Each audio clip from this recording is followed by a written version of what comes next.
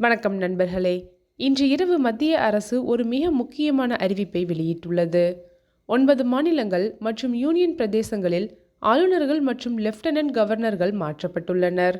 அதில் தமிழகத்துக்கும் ஒரு முக்கிய மாற்றம்.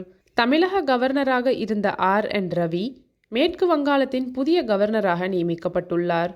கேரள கவர்னர் ராஜேந்திர விஸ்வநாத் அர்லேகர் அவர்களுக்கு தமிழக கவர்னராக கூடுதல் பொறுப்பு வழங்கப்பட்டுள்ளது.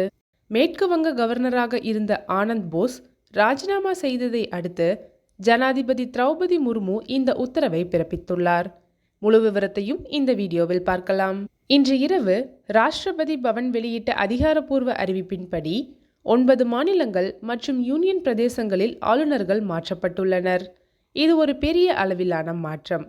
இந்த மாற்றத்திற்கு முக்கிய காரணம் மேற்கு வங்காள கவர்னர் CV ஆனந்த் போஸ் அவர்களின் திடீர் ராஜினாமாதான். சுவாரஸ்யமான தகவல் என்னவென்றால், ஆனந்த் போஸ் நேற்று திடீரென்று கொல்கத்தாவில் இருந்து டெல்லிக்கு பறந்து சென்று ஜனாதிபதியிடம் ராஜினாமா கடிதத்தை சமர்ப்பித்துள்ளார். அவர் ராஜினாமா செய்வதற்கு 6 நாட்களுக்கு முன்புதான் தனது வாக்குரிமையை மேற்கு வங்காளத்துக்கு மாற்றியதாக அறிவித்திருந்தார். அதாவது தேர்தலில் பங்கேற்க தயாராக இருந்த நிலையில் திடீர் ராஜினாமா. 2024 மே ராஜ்பவனில் பணிபுரிந்த பெண் ஊழியர் ஆனந்த் போஸ் மீது பாலியல் புகார் அளித்தார். மம்தாவின் எதிர்வினை. ராஜ்பவனுக்கு பெண்கள் செல்ல பாதுகாப்பில்லை என்று மம்தா கூறினார். பதிலடி: ஆனந்த் போஸ் மம்தாவுக்கு எதிராக கோர்ட்டில் அவதூறு வழக்கு தொடர்ந்தார். லேடி கேம்பத் விவகாரம். ஆனந்த் போஸ் மம்தாவை லேடி கேம்பத் என்று விமர்சித்தார். பல்கலைக்கழக வேந்தர் மோதல். பல்கலைக்கழக துணைவேந்தர் நியமனம் தொடர்பாக கடும் மோதல். ஆனந்த் போஸின் ராஜினாமா மற்றும் RN ரவியின் நியமனம் குறித்து மேற்கு வங்க முதல்வர் மம்தா பானர்ஜி கடும் எதிர்ப்பு தெரிவித்துள்ளார். மம்தா கூறுகையில், ஆனந்த் போஸின் திடீர் ராஜினாமா குறித்து நான் அதிர்ச்சியடைந்துள்ளேன். இந்த முடிவுக்கு பின்னால் மத்திய அமைச்சர் அமித்ஷாவின் அழுத்தம் இருக்கலாம் என்று நான் சந்தேகிக்கிறேன். இது அரசியலமைப்பின் உணர்வை பாதிக்கிறது மற்றும் நமது கூட்டாட்சி கட்டமைப்பின் அடித்தளத்தையே தாங்குகிறது என்று தெரிவித்துள்ளார். மேலும் ஆளுநர் நியமனத்தில் தன்னிடம் ஆலோசனை கேட்கப்படவில்லை என்றும் இது ஒரு பக்க முடிவு என்றும் மம்தா குற்றம் சாட்டியுள்ளார். யூனியன் ஹோம் மினிஸ்டர் அமித்ஷா என்னை அழைத்து RN ரவி நியமனம் குறித்து தகவல் தெரிவித்தார். ஆனால் இது வழக்கமான நெறிமுறையின்படி என்னிடம் ஆலோசனை நடத்தப்படவில்லை என்றும் கூறியுள்ளார். இப்போது நமது முன்னாள் கவர்னர் RN ரவி பற்றி பார்ப்போம். அவர் மேற்கு வங்கத்துக்கு செல்கிறார். ஆனால் தமிழகத்தில் அவரது பதவிக்காலம் எப்படி இருந்தது? RN ரவி 2021ஆம் ஆண்டு செப்டம்பர் மாதம் தமிழக கவர்னராக பொறுப்பேற்றார். அவருக்கும் திமுக அரசுக்கும் இடையே பல விவகாரங்களில் மோதல் ஏற்பட்டது. மசோதாக்களுக்கு மறுப்பு. தமிழக சட்டப்பேரவையில் நிறைவேற்றப்பட்ட பல மசோதாக்களுக்கு கவர்னர் ஒப்புதல் அளிக்காமல் தாமதப்படுத்தினார். இதனால் தமிழக அரசு உச்சநீதிமன்றம் சென்றது. 2025 ஏப்ரலில் உச்சநீதிமன்றம் கவர்னரின் நடவடிக்கைகளை சட்டவிரோதமானது மற்றும் தன்னிச்சையானது என்று தீர்ப்பளித்தது. 10 மசோதாக்கள் ஒப்புதல் அளிக்கப்பட்டதாக அறிவித்தது. சட்டப்பேரவை உரை சர்ச்சை.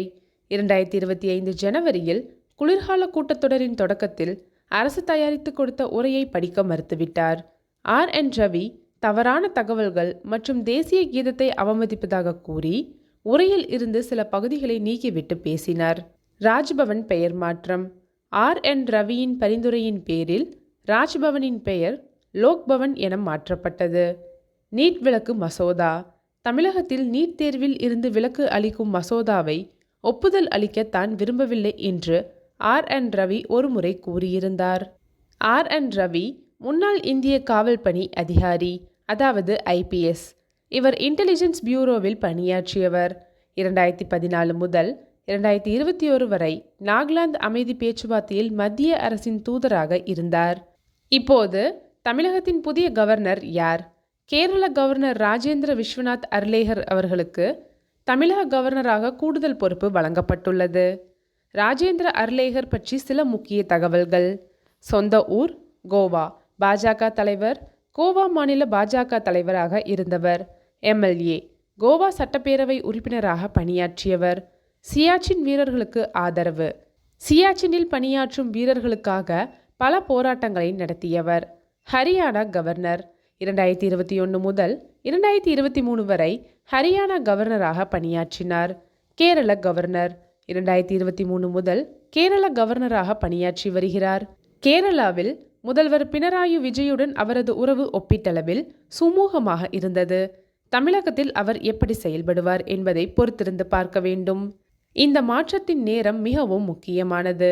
ஏனென்றால் மேற்கு வங்காளம் மற்றும் தமிழ்நாடு ஆகிய 2 மாநிலங்களும் சட்டமன்ற தேர்தல் நெருங்கிக் கொண்டிருக்கிறது. மேற்கு வங்காளம் மம்தா பானர்ஜி தலைமையிலான திரிணாமுல் காங்கிரஸ் ஆட்சி செய்கிறது. பாஜக முக்கிய எதிர்க்கட்சி. RN ரவி திமுக அரசுடன் மோதிய அனுபவம் கொண்டவர். மம்தாவுடனும் அவர் மோதலில் ஈடுபடுவாரா என்பது கேள்வி. தமிழ்நாடு திமுக தலைமையிலான கூட்டணி ஆட்சி செய்கிறது.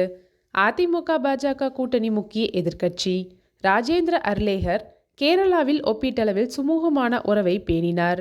தமிழகத்தில் அவர் எப்படி செயல்படுவார் என்பதை பொறுத்திருந்து பார்க்க வேண்டும். தேர்தல் நேரத்தில் ஆளுநரின் பங்கு மிகவும் முக்கியமானது.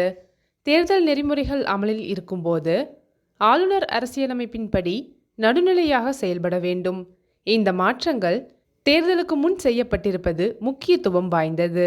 இப்போது இந்த மாற்றம் தமிழ்நாட்டுக்கு என்ன அர்த்தத்தை தருகிறது? நேர்மறையான அம்சங்கள். RN ரவியுடன் இருந்த தொடர் மோதல்கள் முடிவுக்கு வரும். புதிய கவர்னர் ஒப்பீட்டளவில் சுமூகமானவராக இருக்கலாம். திமுக அரசுக்கும் ராஜ்பவனுக்கும் இடையே இருந்த இழுபறி தீரும்.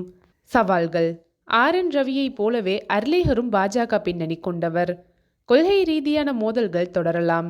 கேரளாவில் ஒப்பீட்டளவில் சுமூகமாக இருந்த அவர் தமிழகத்தில் எப்படி செயல்படுவார் என்பதை தெளிவாக இல்லை. தேர்தல் நெருங்கும் வேளையில் ஆளுநரின் நடவடிக்கைகள் அரசியல் தாக்கங்களை ஏற்படுத்தலாம். திமுக அரசு புதிய கவர்னருடன் சுமூகமான உறவை வைத்துக் கொள்ள முயற்சிக்கும். ஏனென்றால் தேர்தல் நேரத்தில் ஆளுநருடன் மோதல் வேண்டாம் என்பது அவர்களின் கணக்கு. இப்போது உங்கள் கருத்து மிக முக்கியம். RN ரவி மாற்றம் இது தமிழகத்துக்கு நல்லதா கெட்டதா? புதிய கவர்னர் ராஜேந்திர அர்லேகர் திமுக அரசுடன் எப்படி செயல்படுவார்?